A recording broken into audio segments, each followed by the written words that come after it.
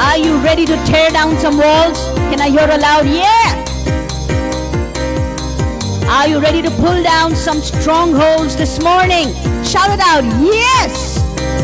There are strongholds that have bound us, bound our assembly and our families and our minds. And today I tell you this morning, some strongholds are going to fall down before the Lord of hosts. Hallelujah. Can we not stop the beat and continue it, please? Going up to the high places to tear the devil's kingdom down. Amen. Sing it with me today. We're going up to the high places. Going up to the high places. Going up to the high places to tear the devil's kingdom down. Let's go up, going up to the high place. Come on with me. Going up, come on, climb up. Sing it, church. Going up to the high places to tear the devil's kingdom down. Tear it down over your life, over this church, over our family. Tear it down. Take the name of your family right now and say, I tear down the kingdom of darkness over the Davri family, over the Mohol family, over the Kabot Temple family, over your name. Take it right now and tear the devil's kingdom down. Shalalabariyande. Let's sing it one more time. We're going up to the high places. Going up to the high places, yeah. Going up to the high places to tear the devil's kingdom down. We plead your blood, Lord, on everyone that is engaged in warfare right now in the name of Jesus. Listen, we've been deceived by the devil too long. Tear the devil's kingdom down. What he said was his has been ours all along. Gonna tear the devil's kingdom down. Once more, listen to me. We've been deceived by the devil too long. Tear the devil's kingdom down. What he said was his has been ours all along. Let's go up, sing it. Going up to the high places. Going up to the high places. Going up to the high places to tear the devil's kingdom down. Come on, listen to me. We gotta be strong. We gotta be bold. We're gonna tear the devil's kingdom down. We're gonna reclaim everything that devil stole. Hallelujah, once more. We gotta be strong. We gotta be bold. Tear the devil's kingdom down. We're gonna reclaim everything that devil stole. Yeah. Let's go up. Going up to the high places. Going up to the high places. Going up to the high places to tear the devil's kingdom down. Listen to me. Whose report will you believe? Answer me. Come on, answer me, church. Whose report will you believe? You tell me. Tell me. Whose report will you believe? We shall believe the report. Oh yeah. I want to know. Whose report will you believe? We shall believe the report of the Lord. For his report says, I am healed. His report says, I am filled. His report says, I am free. His report says, victory. Once more. Whose report will you believe? We shall believe the That's report right. of the Tell Lord. me, whose report will you believe? Oh, we shall believe the Come on, sing it. report of the I want to know, whose report will you believe? Oh, we shall believe the report Sing it, of church.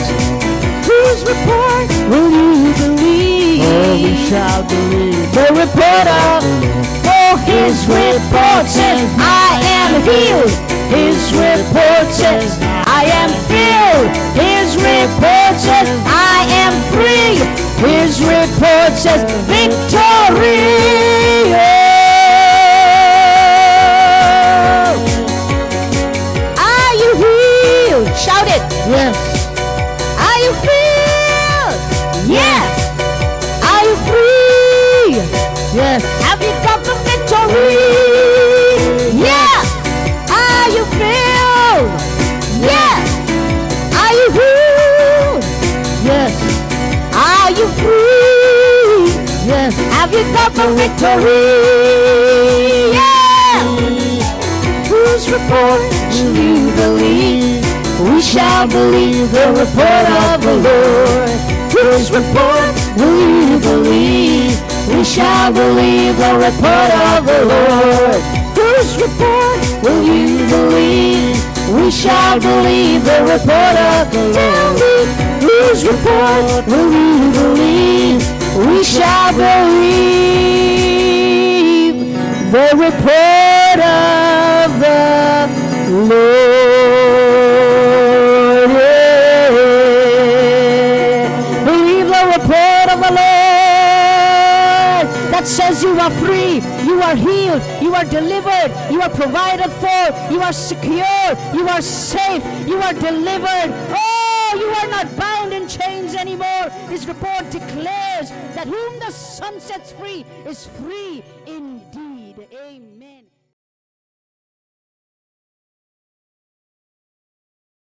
Today I was going to speak of something which the devil did not want you to hear. Yes, he did not want you to hear this morning. आज मैं ऐसी चीज आपको बताने जा रहा हूं जो शैतान को आपको शायद सुनने के लिए उसको बड़ा आनंद नहीं मिलेगा, वो खुश नहीं होगा, लेकिन मैं सुनाऊंगा.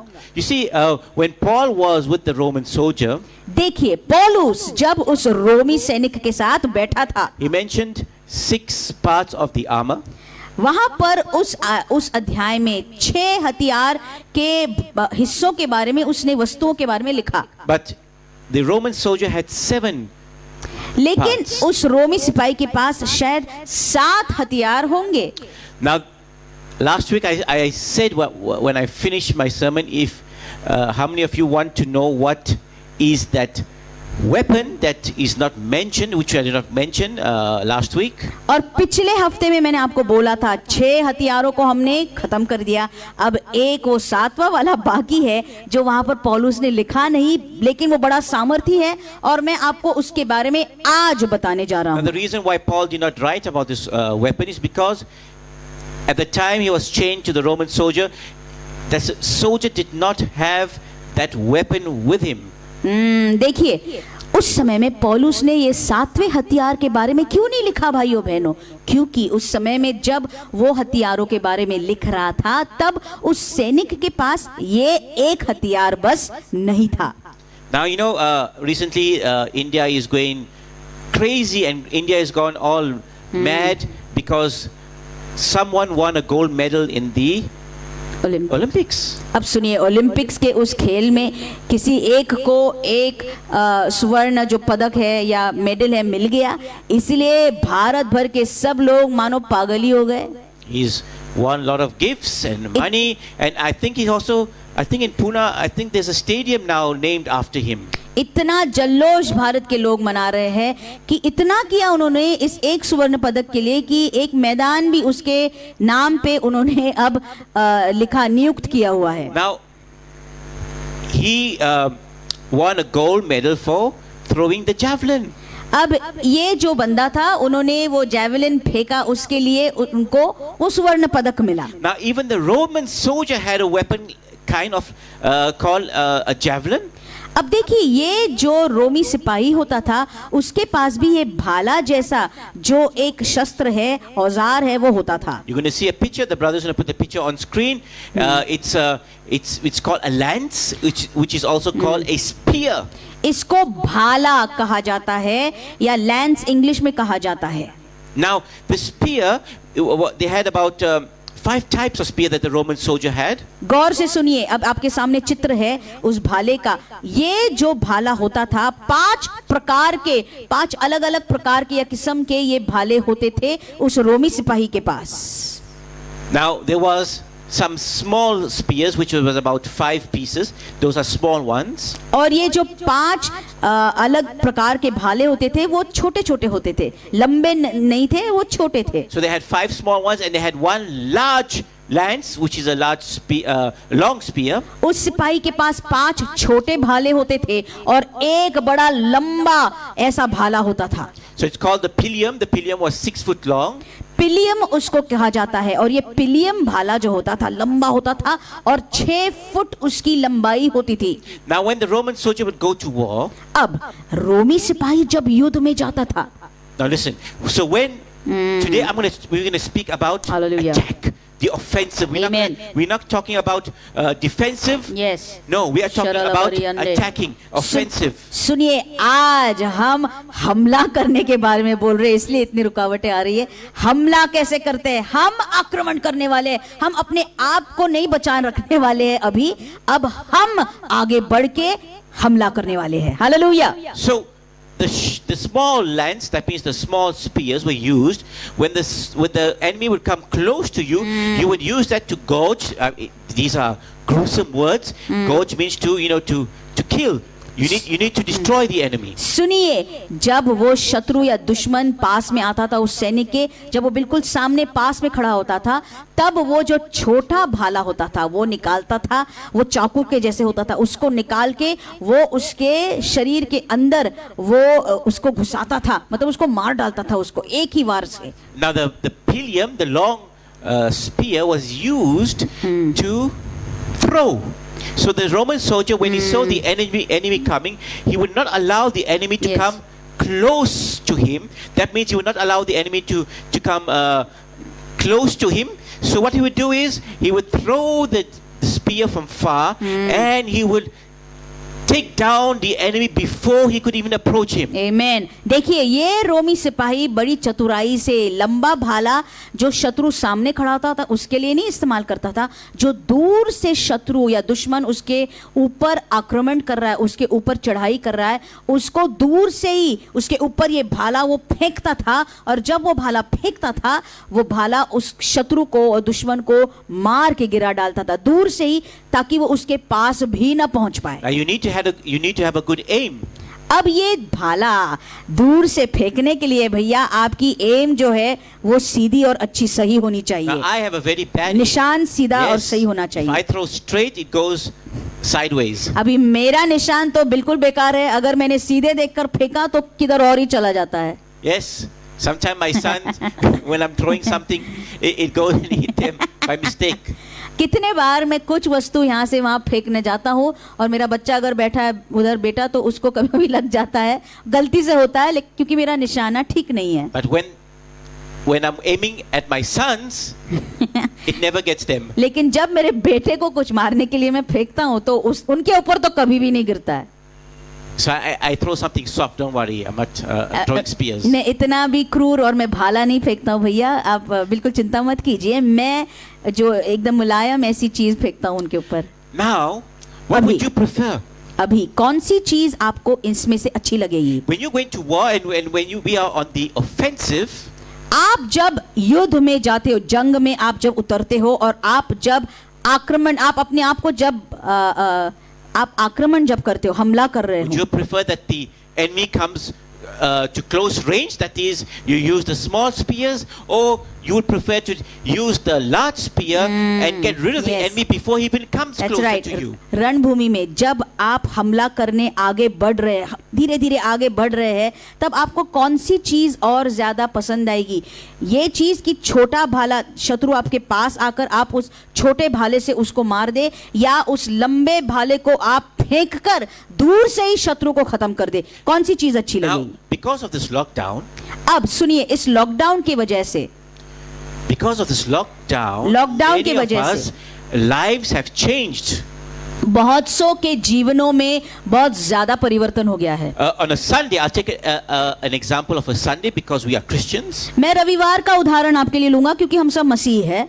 We would wake up early, we'll have a shower, we'll take a breakfast quickly, and we'll get on our two-wheeler, our four-wheeler, or whatever, a taxi, whatever we're taking, and we will make sure we arrive on church on time. अब रविवार के दिन lockdown के पहले हम करते थे, क्या करते थे? हम सुबह उठ के, क्योंकि बहुत जल्दी होती थी, चर्च को जाना है, तो जल्दी से नहा के, धो के, खाना खा के, नाश्ता करके, हम हमारे गाड़ी पर बैठ के, हम एकदम जोर से चला के हम चर्च आते थे. We were so busy getting ready to go to church that we did not have to have time to listen to the devil's voices, any of the demons who speak to us. Don't go to church. No, we had no time. सुनिए, रविवार की सुबह जो होती है बहुत मसीहों के लिए बड़ी गड़बड़ी की सुबह होती है। क्यों? क्योंकि हम बड़े गड़बड़ी से और जल्दी जल्दी करते हैं अपने आप को चर्च में ले जाने के लिए, अपने परिवार को ले जाने के लिए, इसलिए शैतान की आवाज सुनने के लिए समय ही नहीं Yes, मिलता। he would get an hiding in the morning. और शैतान की आवाज सुनने के लिए समय ही नहीं मिलता था, टाइम मिलता नहीं था, क्योंकि अगर वो कुछ बोलता भी था तो हम उसको डांटते थे। Yes. But now लेकिन अब the enemy has thrown, we have now the spirit of heaviness, the spirit of laziness has creeped into the lives of the believers. सुनिए, अब लॉकडाउन के मारे क्या हो गया है, जो आलसीपन का आत्मा है, स्तब्धपन का जो आत्मा होता है, वो अब मसीहों के विश्वासियों के जीवन में अब घुस गया है, धीरे धीरे घुस गया है। I hope at this time, which is almost 11:30, I hope there's nobody watching this service right now in their bed, under their sheets or under their blanket.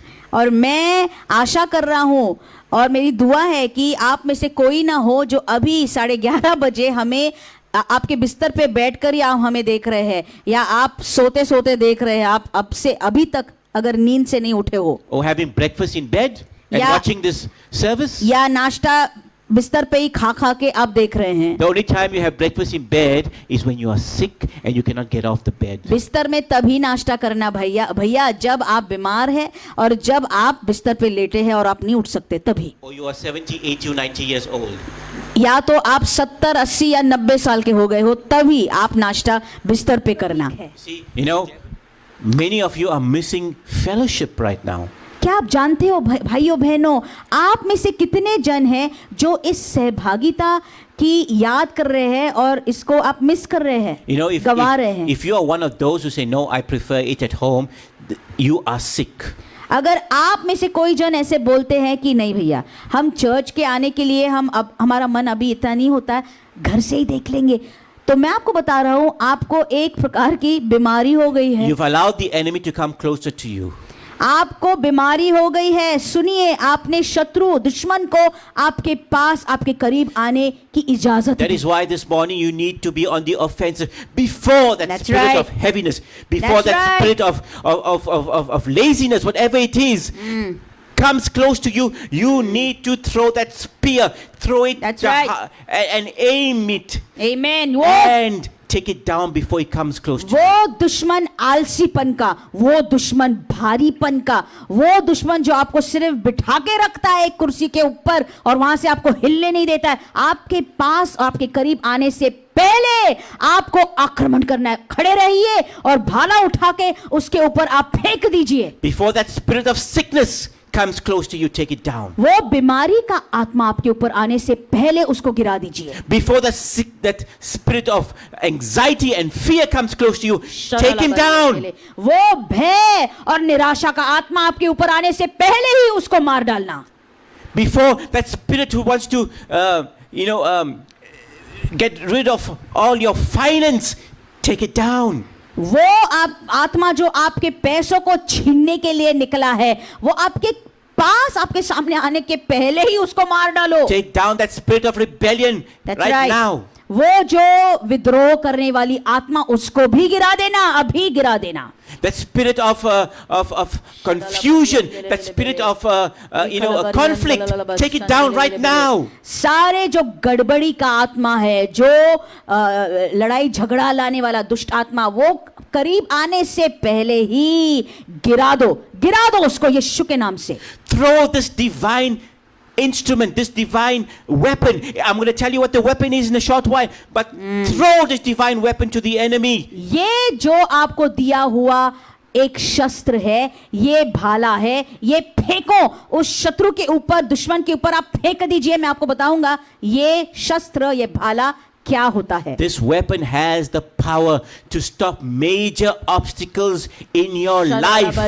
Listen carefully. This weapon has the power to stop major obstacles in your life. Amen. सुनिए ध्यान से, गौर से सुनिए दुनिया वालों, ये जो शस्त्र है, ये जो औजार है, अगर आप इसका उपयोग करेंगे, इस्तेमाल करेंगे, तो बड़े बड़ी रुकावटें आपके जीवन में नहीं आएंगी। उसको आप, रुकावटों को आप रुकाएंगे।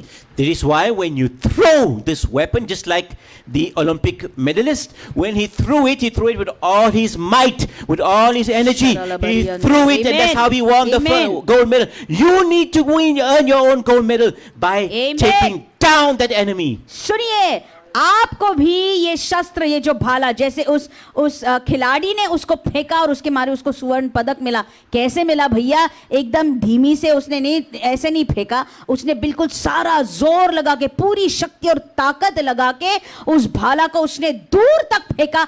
आपको भी वैसे पूरी ताकत, आत्मिक ताकत लगा के भाला उठा के आपको फेंकना है और आपको स्वर्ण पदक पाना ही है। So the enemy didn't want you to listen to this morning. He didn't want you to hear that you can strike him down before he can even come and attack you. शैतान को ये सुनने में बिल्कुल अच्छा नहीं लग रहा है, बिल्कुल पसंद नहीं आ रहा है आज सुबह कि आपको ये शस्त्र मिला है और आप इसको इस्तेमाल कर सकते। क्यों? क्या करने के लिए? शैतान को ही गिराने के लिए। इसीलिए शैतान इस मीटिंग में इतने ज्यादा रुकावटें आज सुबह से ले आ रहा है। He doesn't want you to hear this. क्योंकि वो नहीं चाहता कि आप ये बात सुने। Listen. सुनिए, When you use this weapon, you have a gold medal waiting for you, not on earth. Amen. It's in heaven and it's there. आप इस औजार या हथियार को जब इस्तेमाल करोगे तो आपके लिए स्वर्ण पदक इस पृथ्वी पर तो शायद नहीं मिलेगा, स्वर्ग में जरूर वो पदक परमेश्वर के हाथ में उसने रखा है। You know, your rewards are waiting for you. वहां पर आपके इनाम रखे हुए हैं। You know, when I see the amount of money and gifts and honor that a athlete who wins a medal, no matter what medal in the Olympics, in India especially, the amount of fame, the amount of honor he gets, and the amount of money and gifts he gets, don't forget, God has the same for you, but it's not here on earth. It is waiting for you when you reach heaven. Amen. सुनिए, ये मैंने जब देख रहा था, मैं पढ़ रहा था कि एक पदक हासिल करने के बाद में वो खिलाड़ी, कोई भी हो, स्वर्ण हो, कोई भी पदक हो, वो भारत में खास तौर से उसको इतना बड़ा चढ़ा के रखते हैं, सब कुछ, इतने उसको इनाम मिलते हैं, इतने तोहफे मिलते हैं, घर मिलता है, गाड़ियां मिलती है। मैं सोच रहा था कि स्वर्ग के इनाम कितने और ज्यादा बेहतर होंगे जिन्होंने यहाँ पर कुछ किया है आत्मिक तौर पर, जिन्होंने कुछ तो त्याग किया है। Every little thing you do for the kingdom of God, That's right. it is recorded in a book. There are books in heaven. Don't forget, there are books, and those books are going to be opened. Amen. And when you face Jesus at the bema seat, you will receive your rewards. Amen. सुनिए, स्वर्ग में पुस्तकें हैं, पुस्तक या किताबें हैं, और इन किताबों में सब कुछ, हमारे सारे कर्म लिखे जा रहे हैं। मतलब कोई तो भी इसके बारे में वहां पर लिख रहा है, और आपने जो कुछ अच्छा भला किया हो उसके बारे में भी लिखा गया है। जब आप वहां पर जाओगे तो पहली चीज कौन सी खोली जाएगी? वो है आपके जीवन की किताब। No matter what you do for the kingdom in this church, whether you're helping with the camera, the computer, That's right. with setting up the media team, whether you're in church, even if you wake up early, brush your teeth, have your breakfast, and sit down and follow this service together with us. सुनिए, हर एक छोटा छोटा काम भी जो आपने प्रभु के राज में और उसके घर में किया हो, चाहे वो मीडिया टीम में आप आए हो, जल्दी से उठकर आप यहाँ पर सारी सेटअप करने के लिए आए हो, सालों से करते आ रहे हो, ये सारी चीजें उस किताब में तब से परमेश्वर लिखता आ रहा है। यदि आप घर में भी बैठकर, अगर आप सुबह सुबह उठ के दांत वांत घस के और सब खाना पीना करके आप बिल्कुल निश्चिंत कैमरा के सामने बैठे हो कि लाइव सर्विस अभी शुरू हो जाएंगी और मैं उसमें शामिल होऊंगा, इसके लिए ये भी उस किताब में लिख जा रहा है, You know, लिखा जा रहा on a है। Saturday night, the enemy will throw the arrows of maybe cricket match or football match or Netflix or Amazon and I don't know what other channels they are. You can watch, so you watch up till 2 in the morning, 3 in the morning, and then you don't wake up for church. सुनिए, शनिवार के दिन, रविवार को नहीं, शनिवार के दिन, मतलब पिछले रात को शैतान बहुत ज़्यादा तीर फेंकता है भैया मसीहों के ऊपर। कैसे फेंकता है? फुटबॉल की मैच चल रही है, देख ले थोड़ा सा, क्रिकेट चल रहा है, देख ले थोड़ा सा, देर से सो लेना, देर से उठ जाना, नेटफ्लिक्स देख ले, बिंज वॉचिंग कर ले, अमेजोन पे देख ले, देखते रहना रात तक, रात क्या सुबह तक देखते रहना। And they'll say, "Arey, the church has recording. I'll go back to Facebook and I'll look at the recording." और प्रभु को बहुत वो अच्छा बहाना देते हैं। प्रभु बोलते हैं, देख चर्च ने रिकॉर्डिंग भी करके रखी है, इतने अच्छे लोग हैं, हम बाद में जाके वो सुन भी लेंगे। Now let us talk about that weapon you use to strike the enemy before he comes closer to you. लेकिन सुनिए भाइयों बहनों, आपको मैं आज उस शस्त्र या औजार के बारे में बताने जा रहा हूं जो आप इस्तेमाल कर सकते हैं शैतान के ऊपर फेंकने के लिए, उसके ऊपर वार करने के लिए। Amen. So this is not mentioned in Ephesians chapter 6. इफिसियों 6 में इसके बारे में नहीं लिखा गया है। But when Paul says in verse 13, therefore take up the whole armor. इसलिए जब पौलुस 13वीं आयत में बोलता है, 6:13 इफिसियों में बोलता है कि सारे हथियार बांध लो, सारे। When he mentioned the 6 parts of the armor, he did not mention this weapon which is the lance, which is the spear. सुनिए, पौलुस ने सारे उस सैनिक के ऊपर जो हथियार थे, 6 हथियारों के बारे में बता दिया। एक हथियार उसने छोड़ा, उसने उसके बारे में नहीं बताया, जो था भाला। So it says in verse 13, praying always with all prayer and supplication in the Spirit, being watchful to this end with all perseverance and supplication for all the saints. Ephesians 6:18. 6:18 में वो बोलता है, हर समय और हर प्रकार से आत्मा में प्रार्थना और विनती करते रहो और इसीलिए जागते रहो कि सब पवित्र लोगों के लिए लगातार विनती किया करो। Yes, you've guessed it. The weapon, Hallelujah. the lance, hallelujah. that spear, the weapon that he's speaking of is prayer. इस वचन के द्वारा आपको समझ में आए वो हथियार कौन सा है? ये वो 7वां हथियार या औजार है जो आप शत्रु के ऊपर फेंक सकते हैं, वो है प्रार्थना। Now, like I mentioned earlier on, Amen. there are different types of spears that the Roman soldier would use during warfare. मैंने पहले बताया था, जंग में सैनिक अलग अलग प्रकार के औजारों को या हथियारों को इस्तेमाल करता था। So there were the 5 short weapon spears that he would use that to get the soldier when he comes closer to him. 5 वो छोटे छोटे वो छुरी के जैसे या छोटे छोटे भाले उसके हाथ में होते थे, जो उसको करीब, जो अंतर नहीं होता था ज्यादा दुश्मन में और उसमें, तब वो छोटे भाले फेंकता And the था। pillium, which is the long one, 6 foot one, which he throws to get the enemy from afar. लेकिन सबसे लंबा वाला 6 फुट लंबाई वाला जो पिलियम भाला होता है, उसको वो दूर से फेंकता था पूरी ताकत लगा के, ताकि दूर से ही दुश्मन को वो गिरा दे। So this morning, आज सुबह just like there are different types of spears, जिस प्रकार से अलग किस्म के अलग प्रकार के भाले होते हैं, see it says here, praying always with all prayer. यहाँ पर लिखा है कि आप हर समय हर प्रकार की प्रार्थना से विनती करते रहो। So this morning we are going to see आमेन। आज सुबह हम क्या देखने जा रहे the हैं? word prayer. प्रार्थना इस शब्द को देखेंगे। Now there are many forms of prayer. सुनिए, प्रार्थना के अलग अलग रूप हैं।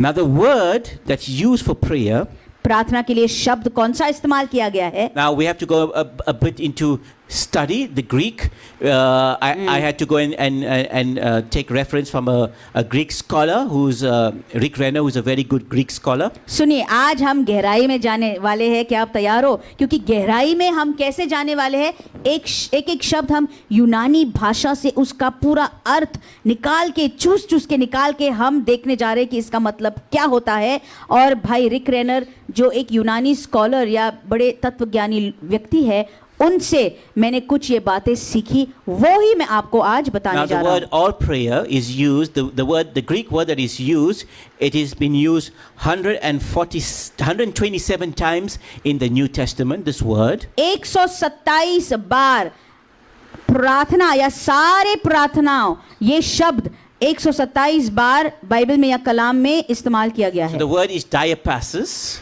ये शब्द प्रार्थना के लिए कौन सा है यूनानी भाषा में? डायपासिस। Diapasis, proeske. डायपासिस प्रोएस्के। Proeske. प्रोएस्के ये यूनानी शब्द है, Now this word, एक शब्द है वो। yes, so this word is used for all prayer in the, is used 127 times in the New Testament. सारे प्रकार के प्रार्थना के लिए, प्रार्थनाओं के लिए ये शब्द 127 बार पुराने नियम में इस्तेमाल किया गया है। Now, the word pros means, if you break it down, pros means face to face. अब देखिए, प्रोस ये शब्द, उस बड़े लंबे शब्द से वो प्रोस शब्द निकालकर अगर देखा जाए, उसका अर्थ होता है आमने सामने। So what face to face means? Face to face means you have a intimate relationship. For example, when you face your wife, Amen. you have an intimate relationship. So when the Father, Amen. Son and the Holy Spirit have a very intimate relationship. Amen. आमने सामने का मतलब क्या होता है भैया? जब मानो, एक उदाहरण दे रहा हूं, आपके पत्नी को आप उसका चेहरा देखते हो रोज, और क्यों? क्योंकि आप उसके साथ वैसे बातचीत करते हो, आपका करीब वाला एक रिश्ता है। वैसे ही पिता पुत्र पवित्र आत्मा का करीब वाला रिश्ता आपके साथ भी होना चाहिए। Now, this word, when translated to the English, means, like here it says in verse 18, 18 इस वचन में लिखा गया है, अगर इंग्लिश में इसका अर्थ it देखा says जाए, praying with all prayer. हर प्रकार की प्रार्थना करके बोलता है वो। Now the word proeske means all kinds of prayer. Listen carefully. It means all kinds of prayer. That means there are different kinds of prayer. Amen. सुनिए, प्रोएस्के ये जो शब्द होता है यूनानी भाषा में, उसका अर्थ क्या होता है? सुनिए, गौर से सुनिए। सारे मतलब हर प्रकार, अलग अलग प्रकार के प्रार्थनाओं से, अलग मतलब प्रार्थनाओं के अलग प्रकार भी है, अलग अलग प्रकार भी है प्रार्थनाओं के। सुनिए, When I finish with this sermon, not today, it'll continue maybe next week because we've lost a lot of time. But when I finish with this, our prayer life is going to change. Amen. सुनिए, जब मैं इस विषय को खत्म करूंगा, समाप्त करूंगा, मैं आपको बता रहा हूं, आपकी जो आपका प्रार्थना का जीवन है, प्रार्थना करने का तरीका है, सब कुछ बदलने जा रहा है इसके बाद। Our prayer life is going to change. आपका और मेरा भी Yes. बदलने जा रहा है। Hallelujah. Hallelujah. It's going to change. वो बदलने वाला है जरूर। That is why he didn't want you to listen this morning. कि इसीलिए ही शैतान नहीं चाह रहा था So, कि आप ये वचन सुने। Listen carefully. सुनिए। Just like there are different types of spears that the Roman soldier had and used, there are different kinds of prayers. जिस प्रकार से रोमी सिपाही के पास अलग अलग प्रकार के भाला और वो भाले थे जिसको वो इस्तेमाल करता था युद्ध में, उसी प्रकार से अलग प्रकार की We प्रार्थनाएं have हैं। the prayer of consecration, अलग प्रकार की प्रार्थनाएं होती है। एक प्रार्थना है पवित्र बनाने की, the prayer of agreement, पवित्र ठहराने की या पाक बनाने की, फिर उसके बाद में सहमत की प्रार्थना the होती prayer है, of intercession, उसके बाद में मध्यस्थता की प्रार्थना, the prayer of supplication, उसके बाद में विनती की प्रार्थना, the prayer of petition, उसके बाद में हम जो विनती परमेश्वर के सामने सादर पेश करते हैं उसकी प्रार्थना। You see, the Hindi language is limited, the Yeah. English language is limited, but the Greek language is not limited. English भाषा, हिंदी भाषा, उसमें सीमा है, सीमित है, ज्यादा शब्द नहीं, लेकिन यूनानी भाषा सीमित नहीं है। The last prayer is the prayer of thanksgiving. और आखिरी वाली जो प्रार्थना होती है वो है उपकार स्तुति की या धन्यवाद की प्रार्थना। Amen. Amen. That's why I thank all those men and women who have studied the Greek. Amen. And today, we can be blessed because I would not have known all this if I had only read the English or the Marathi or Hindi Bible. That's right. इसीलिए मैं उन सारे प्रभु के दासों की और दासियों की मैं धन्यवाद देना चाहता हूँ, क्योंकि उन्होंने ये भाषा सीखी। अगर नहीं सीखा होता तो हमें ये सब प्रकाशन नहीं मिलता। So when Paul wrote this verse 18, with all prayer, it means that there's all kinds of prayer and that we are instructed by Paul that we need That's to right. use these prayers which are available for us, the believers. सुनिए, जब पौलुस बोल रहा था हर प्रकार की प्रार्थना से आप विनती कर लेना, तब पौलुस बोल रहा था कि सारे प्रार्थनाओं को आप इस्तेमाल करना, उसका उपयोग करना, ताकि आपको उसका फायदा मिले, आपको उसका उत्तर मिले। We need to strike the enemy, that is the devil, with a deadly blow, that is with prayer. We strike him with a deadly blow that he may not come close and harm us. सुनिए, शैतान के ऊपर हम बड़े जोरावर तरीके से वार करते हैं, जोरावर तरीके से हम उसके ऊपर वो भाला एक ही बार फेंकते हैं जोर से। क्यों? ताकि उसके बाद में वो कभी भी आपके ऊपर चढ़ाई नहीं कर पाएगा। This weapon helps us to hinder the devices of the devil. ये वो औजार और हथियार है जिससे शैतान के सारे षड्यंत्र को हम बिल्कुल उसी जगह में रुका सकते हैं। Yes, we stop the रुका सकते हैं। devices of the devil from hindering our family, our husband, our wife, our children, That's our right. work, our health, our finance. सुनिए, शैतान के सारे कुयुक्तियां जो होती है, षड्यंत्र जो होते हैं, अगर आपको उसको रुकाना है तो इस हथियार को उठा के आप उसको बिल्कुल वहीं पर रुका सकते हैं, ताकि वो आपके परिवार के ऊपर ना आए, आपके पति पत्नी के ऊपर, बच्चों के ऊपर और घरों के ऊपर नहीं आ सके। Yes, we stop him from attacking our businesses, our church, especially our church. That's right. हम उसको कैसे रोक सकते हैं? हमारे जो नौकरियां हैं, हमारा जो व्यवसाय है, खास तौर से हमारे कलीसिया के ऊपर न आने से और प्रबल न होने से हम उसको रुका सकते हैं। Why do you think आपको क्यों the लगता है? enemy for 2000 years has been attacking the church? That's right. Why has he been attacking the brothers and the sisters in Christ? Why? आपको क्यों लगता है शैतान पिछले 2000 सालों से क्यों मसीह लोगों के ऊपर ही, प्रभु के बच्चों के ऊपर ही, जो भाई बहन विश्वासी, उनके ऊपर ही क्यों हमला करता आ रहा It's है? because the devil hates God's presence on the earth. क्यों कर रहा है? क्योंकि शैतान को परमेश्वर की उपस्थिति इस पृथ्वी पर अच्छी नहीं लगती।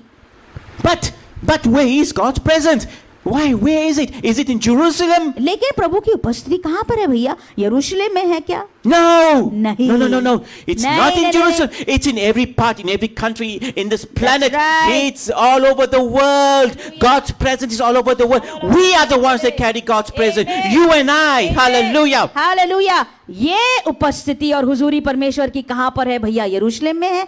नहीं। पूरे संसार में परमेश्वर की महिमा और उसकी उपस्थिति है, फैल रही है। कैसे? जब हर एक विश्वासी परमेश्वर की उपस्थिति को और उसकी हुजूरी को उतरे आता, नीचे लाता है, वहां पर परमेश्वर की हुजूरी महसूस होती है। ये शैतान को अच्छा नहीं लगता है। We are the church of Christ. हम मसीह की कलीसिया है He hates us. और ये शैतान इससे नफरत करता है। That is why today you see what is happening in the world and in countries that you never expected, countries like America, countries like Canada, who have now turned against the Christians. देखिए, संसार के बहुत ज्यादा राष्ट्रों में, अलग अलग राष्ट्रों में क्या चल रहा है, अमेरिका जैसे और अलग राष्ट्रों में क्या हो रहा है। उन्होंने यीशु का और प्रभु का इनकार कर दिया, इसलिए तबाही मच रही है। So like I said, let us go and see the first prayer this morning. The prayer of consecration is also known as the prayer of faith. और सुनिए, पहली प्रार्थना जो आज हम देखने जा रहे हैं, मैं तो सब चीजें आज नहीं खत्म कर पाऊंगा, लेकिन एक दो चीजें आपको जरूर बताऊंगा। आगे वाले दिनों में ये अध्ययन चालू रहेगा। आज हम ये विश्वास की प्रार्थना जिसको कहलाया जाता है या पाक करने की प्रार्थना, वो हम देखने जा रहे So हैं। like the Bible says in John 1:1, in the beginning was the Word and the Word was with God. और शुरुआत में ऐसे यूहन्ना की पत्री के शुरुआत में लिखा गया है कि प्रारंभ में शब्द था, कलाम था, और ये वचन परमेश्वर के साथ था। Like I mentioned, the word proeske,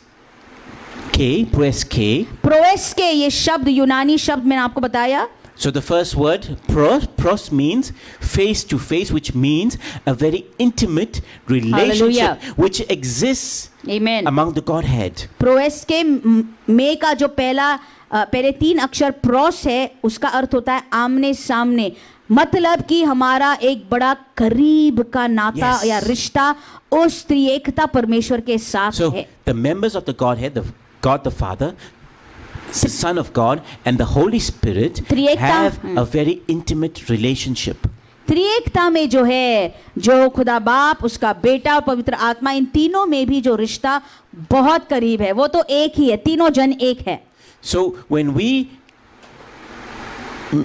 we pray to God and when we offer a prayer of consecration, इसीलिए जब ये अभिषेक या एक प्रतिष्ठापन की प्रार्थना जब हम पेश करते हैं, प्रभु को सादर करते हैं, it means we उसका मतलब होता है कि हम have a close, जब हम इस प्रकार की प्रार्थना करते हैं, तब इसका मतलब होता है हमारा रिश्ता. yes, so we have a close and intimate relationship with our God.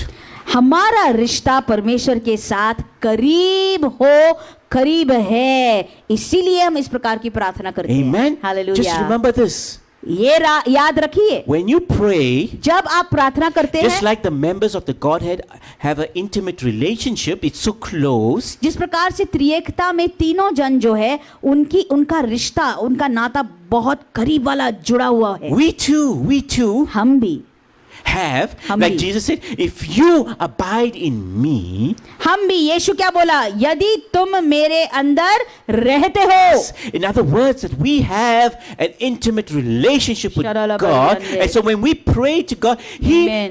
listens. सुनिए, यीशु बोला अगर तुम मेरे अंदर, मेरे वचन तुम्हारे अंदर है, उसका मतलब है कि हमारा बहुत बहुत भैया करीब वाला रिश्ता परमेश्वर के साथ है. इसलिए हम जब प्रार्थना करते हैं, इस रिश्ते के बारे जब हम प्रार्थना करते हैं, परमेश्वर सुनता और वो उत्तर देता है. So the first word pros means face to face, intimate. Pros का अर्थ आमने सामने या करीब होना, Pros. उसके निकट जाना. Eske, that other word, eske means, प्रो एसके का शब्द का अर्थ क्या है? it means जो दूसरा भाग हिस्सा, a desire or a vow. एसके का मतलब है एक तमन्ना या एक इच्छा. I just want to turn quickly this morning to 1 Samuel so that we can understand this prayer more, पहला शमूएल हम देखेंगे, so that we can understand this prayer in depth. Let us ताकि- go to 1 Samuel chapter 1 verse ताकि इस प्रार्थना को आप और भी गहराई में समझ सके. आइए पहला verse शमूएल 11. 1, Chapter 1 Samuel chapter 1 verse 11. पहला शमूएल 1 और 1. Okay. 11. Then she, that is Hannah, made a vow and said, O Lord of hosts, if you will indeed look on the affliction of your maidservant and remember me and not forget your maidservant, but will give your maidservant a male child, then I will give him to the Lord all the days of his life, and no razor shall come upon his head. ध्यान से सुनिए 1:11 मेरे साथ पढ़िए. और उसने, हन्ना ने ये मन्नत मानी, हे सेनाओं के यहोवा, यदि तू अपनी दासी के दुख पर सचमुच दृष्टि करे और मेरी सुधि ले और अपनी दासी को भूल न जाए और अपनी दासी को पुत्र दे, तो मैं उसे उसके जीवन भर के लिए यहोवा को अर्पण करूंगी और उसके सिर पर छुरा फिरने ना पाएगा. As a woman, एक स्त्री होने के she नाते had the desire to become a mother. ये हन्ना जो थी उसको माँ बनना था. ये इच्छा, It's a तमन्ना desire. थी. She had the desire. उसके मन की बहुत ये तमन्ना थी, She had a need. एक जरूरत भी So थी. when she had this need and when she prayed to God, she made a vow, a इसीलिए- promise. A vow is like a promise. इसीलिए जब उसके अंदर उसने ये तमन्ना रखी, इच्छा रखी और प्रभु के सामने जब ये इच्छा उसने पेश की, तो जब इच्छा पेश की पर उसके साथ साथ उसने वायदा भी दिया. Yes, in other words, she came to the altar of God and she offered something. Amen. उसने मन्नत मानी. दूसरे शब्दों में वो प्रभु के वेदी के पास आई और उसने कुछ बलिदान चढ़ाया. If I get a male, she also named. She also said, she also she knew what she Specified. wanted. She specified that I want a son. और उसने बिल्कुल स्पेसिफाई किया, बिल्कुल उसने बोला कि मुझे पुत्र ही चाहिए. मतलब किस प्रकार का बच्चा चाहिए वो भी प्रभु को उसने बताया. And when you give me the son, और वो क्या बोली? प्रभु, ये पुत्र, ये बेटा जब तू मुझे देगा, I will offer him to you, मैं फिर से वो तुझे अर्पण कर दूंगी. which she did. और हन्ना ने उसकी मन्नत, उसका वायदा पूरा किया.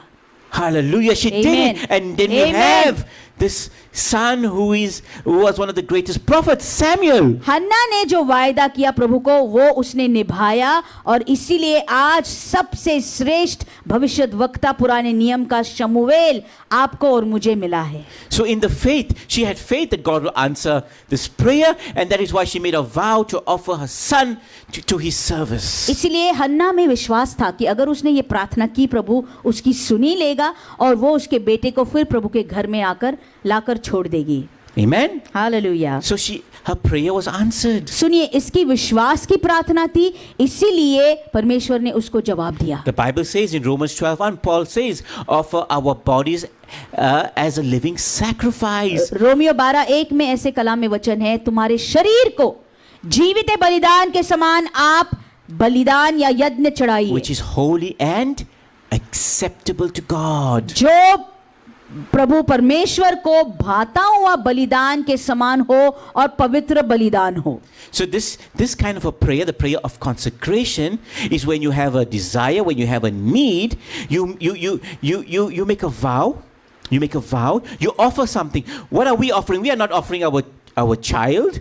ये जो अभिषेक या एक विश्वास की प्रार्थना होती है, ये कौन सी होती है भैया? प्रतिष्ठापन की प्रार्थना वो होती है जब आप प्रार्थना देते हो, वायदा करते हो, परमेश्वर को प्रार्थना करते हो, मन्नत करते हो, तब आप एक वायदा भी दे देना. Listen carefully. सुनिए, आप आपके बच्चे को तो प्रभु को नहीं दे रहे हैं. This is a prayer of consecration, and a prayer of consecration is made when we have faith. We have faith, and when we ask something, we Yes. have to offer God something. ये मन्नत वाली प्रार्थना क्या होती है? जब आप विश्वास की प्रार्थना करते हो, आपको कुछ हासिल करना ही है, उसकी जरूरत ही है, इसलिए आप मन्नत वाली प्रार्थना करते. पर जब ये प्रार्थना आप सादर कर रहे हैं, उसके साथ साथ एक वायदा भी उसको आपको प्रभु को देना I है, just said चढ़ाना it. है, We just read it. बलिदान करना है. We just आपने read अभी it. पढ़ा, आपने अभी देखा. Offer your bodies. In other words, Amen. offer yourself to God. अभी आपने कलाम में वचन पढ़ा. आपको क्या सादर करना है, क्या पेश करना है? आपके बच्चे को नहीं, अपने आप को, अपने शरीर को, आपके जिस्म को एक जीवित बलिदान के समान परमेश्वर के सामने पेश कीजिए. So each time, have you really offered yourself to God? इसीलिए हर Ask दम yourself that question. प्रार्थना के साथ साथ जब आप प्रार्थना देते हो, क्या आपने आपके जीवन को एक जीवित बलिदान के जैसे प्रभु को सादर किया है क्या? Have you offered your bodies as a living sacrifice? आपके शरीर को जीवित बलिदान के समान अगर आपने बलिदान किया है क्या प्रभु को? This is the prayer of consecration. इसी को अभिषेक या प्रतिष्ठापन की प्रार्थना कहा जाता है. Hannah made a vow. मन्नत की प्रार्थना. हन्ना ने एक शपथ खाई या एक मन्नत की. Yeah, she vowed a vow. उसने एक शपथ खाई. And when she received, she respected, and she offered her son to the service That's of right. God. जब उसको वो मिला, उत्तर मिला प्रभु से, उसको वो बच्चा हुआ, तब उसने वो वायदा निभाया और उस बेटे को उठाकर उसने प्रभु के मंदिर में लाकर रख दिया. Now we as children of God who have we offered our bodies, have we offered ourselves to God entirely? आप और मैं प्रभु के बच्चे होने के नाते क्या हमने हमारे जीवनों को पूरी तौर से पूरा प्रभु को बलिदान किया है क्या? Have we yielded our life entirely to God? That's right. क्या हमने अपने आप का समर्पण पूरी तौर से प्रभु को किया है क्या? You know, that is when the Holy Spirit convicts us. When we do something wrong, when we are straying, when we are going further away from God, the Yes. Holy Spirit Hallelujah. convicts our heart. यही वो होता है जब पवित्र आत्मा आपको आपके मन में आके टोकता है, बोलता है अरे तू गलत राह पर चल रहा है, फिर से मुड़ के आ, लौट के आ. जब आप गलत करने जाते हो तो पवित्र आत्मा आपके कानों में आके फुसफुसाता है, तू गलत कर रहा है बेटा, मुड़ जा. This happens when you have vowed to offer yourself as a sacrifice and entirely to Hallelujah. God. That is when the Holy Spirit convicts Amen. you, because you are not respecting that You know, Amen. God made a covenant with us. ये पवित्र He keeps His covenant. पवित्र आत्मा का निर्देशन, सुनिए, पवित्र आत्मा का निर्देशन कब होता है? सबको नहीं होता है, केवल उसको होता है जिसने ये विश्वास की प्रार्थना, मन्नत की प्रार्थना की है। क्यों? क्योंकि पवित्र आत्मा नहीं चाहता कि आप उस राह से गुमराह हो जाए और आप उस वायदे को न पाए। वो चाहता है कि आपको उत्तर मिले, आपको उस वायदे का की आशीष मिले, इसलिए वो आपको बार बार याद दिलाता है। Now, when you offer, like Hannah, she offered freely and she gave him away freely. She did not have any, what you call it, she did not go back on a decision. Reservation. She didn't go back on a decision that she made. She did not go back on the vow that she made. हन्ना ने, सुनिए, ऐसा नहीं किया कि कुछ बोली और वो बोलना उसने पूरा नहीं किया, बस बोलने के लिए बोलती गई। नहीं नहीं नहीं, जो बोला हर एक शब्द उसने निभाया, उसने किया, जैसे बोला उसने वैसे ही किया और उस बेटे को लाकर दे दिया। And our God, who is a loving God, never takes anything from us forcefully. हमारा परमेश्वर प्यार से भरा हुआ परमेश्वर है, वो हमसे कोई भी बात, कोई भी चीज जबरदस्ती छीन के नहीं लेता। So if you want to receive God's blessing, इसलिए यदि आपको परमेश्वर की आशीष हासिल करनी है, you need to learn how to surrender and make sacrifices. तो कैसे समर्पण करना है और कैसे बलिदान या त्याग करना है, ये बात सीखनी है। Surrender and make sacrifices. Yes, समर्पण कीजिए और त्याग कीजिए, त्याग करना सीख लीजिए। Imagine that young boy growing up in the temple when he could have grown up and playing with the mother and the mother, spending time with the son, but So- she made a sacrifice. ये बात सोच लीजिए, विचार कीजिए। अरे वो छोटा बच्चा था, शमूएल 3 साल का भी नहीं हुआ था और वो तो मंदिर में बैठा था। वो अगर घर में होता था तो उसके भाई बहनों के साथ खेलता होता, उसकी माँ उसके साथ खेलती होती, कैसा होता था उसका जीवन घर में, अलग होता था, लेकिन प्रभु के भवन में वो था। So God wants to change us. हन्ना ने ये त्याग, बहुत बड़ा त्याग उसके जीवन में, एक उसका बेटा था, उसको लाकर उसने घर में, प्रभु के घर में छोड़ा। इसलिए परमेश्वर हमसे भी त्याग और बलिदान चाहता है। He wants to change us. क्यों चाहता है? क्योंकि वो हमें बदलना चाहता है। Many times we pray, God bless me, I need this, I need that. बहुत से But- बार हम प्रार्थना करें, प्रभु मुझे बदल दे, मुझे ये दे, मुझे वो दे। Yes, but God really wants to change us. And when He changes us, our prayer changes with us. That's right. सुनिए, प्रभु सब कुछ देना तो चाहता है बेटा आपको, लेकिन उसके पहले आपको वो बदलना चाहता है। आपके अंदर बदलाव आने के बाद में वो सारी चीजें आपको दे We're देगा। going to see in the weeks coming when we pray to God, आने वाले हफ्तों में हम देखेंगे कि जब हम प्रार्थना करते हैं, we need to pray to God according to His will. हमें प्रभु के इच्छा के अनुसार प्रार्थना करनी है। That is when prayers are answered. जब आप प्रभु के इच्छा के अनुसार प्रार्थना करते हो तब उसका उत्तर मिलता है। For example, we all have needs and we all have wants. उदाहरण, सबके जरूरतें हैं और सबको जरूरत है और सबको चाहत भी होती है। Needs are what? जरूरत क्या है? Roti, kapra, makan. बोल दिया उन्होंने। Yes, there's a need. Now your wants. Ab- Your wants can be different. Your wants can be roti in 5-star hotel. Those are wants. चाहत जरूरतों से अलग है। चाहत क्या होती है? इच्छा, मैं 5 स्टार में ब्लू डायमंड में जाके रोटी खाऊं। Okay, 5-star hotel. And makan can be 4 BHK in a big society, whatever. That's wants. मकान मुझे छोटा नहीं चाहिए, मुझे 4 BHK चाहिए एक बड़ी सोसाइटी में, वो चाहत हो गई भैया, जरूरत नहीं। Wants can be Gucci. चाहत क्या होती है? महंगे महंगे गुची ब्रांडेड वाले वस्तुएं Yes. खरीदना। You see, those who are earning crores of rupees, they don't have needs, they have wants. They only have Right. wants. सुनिए, अमीर लोग जिनके पास करोड़ों रुपए है, उनके पास जरूरतें नहीं है, जरूरत नहीं है, उनके पास चाहत है। That is why they are always changing from one Rolls Royce to the latest Rolls Royce, or they're changing from one Gucci shirt to the next Gucci or Rolex watch, and they always want to show what they are wearing, that's why they take all those pictures. उनकी चाहत जो है वो बढ़ती जाती है और भी ज्यादा वो इसके पीछे अब गुची से लेकर रोलेक्स वॉच पहनते हैं, ये जूते और अच्छे अच्छे कपड़े, ब्रांडेड वाले कपड़े पहनने लगते, क्यों? दिखावा करने के So that लिए। is when you start praying according to God's will. अब ये बात होती है जब आपको प्रभु के इच्छा के अनुसार प्रार्थना करना जरूरी You're going होता to है, see your prayers being answered.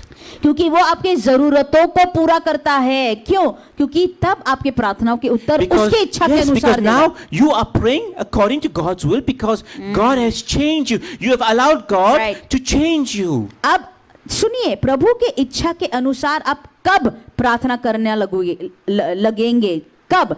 जब आप परमेश्वर को आपको बदलने की इजाजत देते हो तब।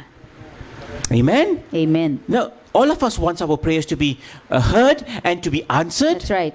सब लोग तो चाहते हैं कि परमेश्वर ने मेरी प्रार्थना सुननी चाहिए, मेरे प्रार्थना का जवाब देना चाहिए। When Daniel was praying, जब दानियल दुआ कर रहा था, he was praying according to God's will. That is why the angel had to be sent from heaven. I think is the angel Michael had to be sent to fight those demons and the prince of Persia, whoever he was, so that the answer to Daniel's prayer could reach him. सुनिए, Daniel जब 21 दिन प्रार्थना कर रहा था तो परमेश्वर को उस दूत को भेजना पड़ा। मिकाएल दूत आया और उसने सारे दुष्ट आत्माओं को, पारस के उस अधिपति को वहां से हटा दिया ताकि दानियल का जवाब उसे मिले, उसके प्रार्थना का जवाब मिले। So this word proeske, ये शब्द यूनानी भाषा में it says that we need to pray. And we need to praise. That means first we have to surrender ourselves. We need to consecrate ourselves. And we have to give thanksgiving.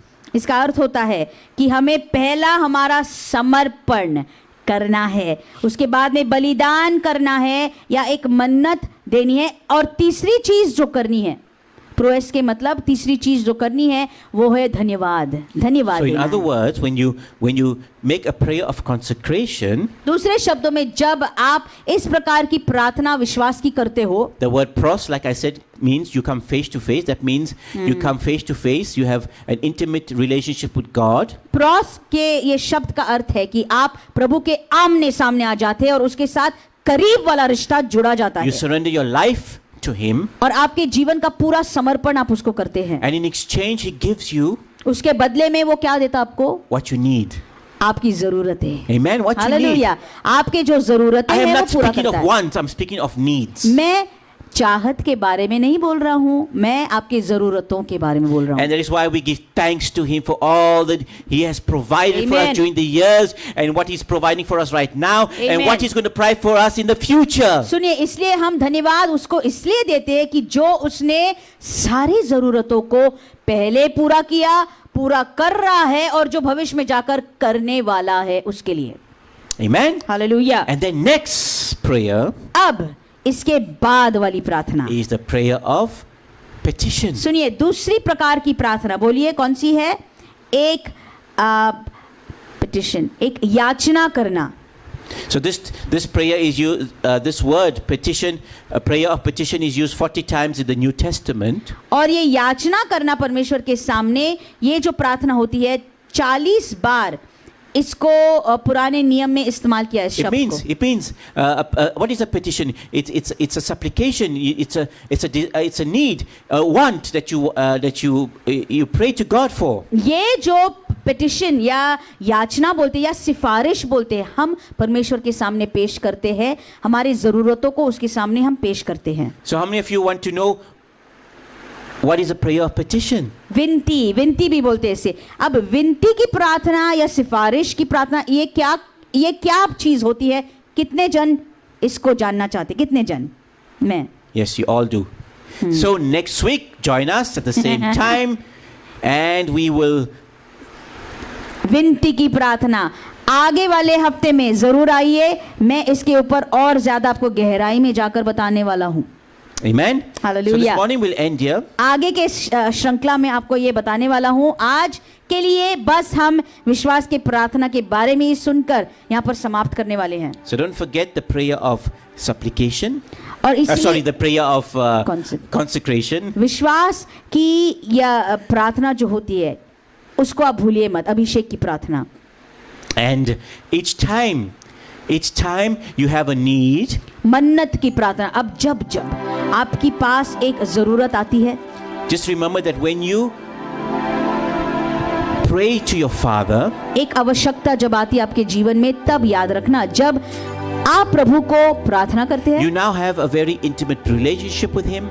जरूरत के लिए आप जब प्रभु के पास जाकर प्रार्थना करते हैं, उसके पहले याद करना कि आपका रिश्ता उसके साथ एक करीब वाला हो। Just like the members of the Godhead, जैसे त्रिएकता के वो तीनों जन बिल्कुल एक है, we have a very close relationship with our Father in heaven. Hallelujah. इसी प्रकार से हमारा भी रिश्ता उस आसमानी बाप के साथ बिल्कुल एक है, बिल्कुल करीब वाला है। So that is why He has given us this weapon.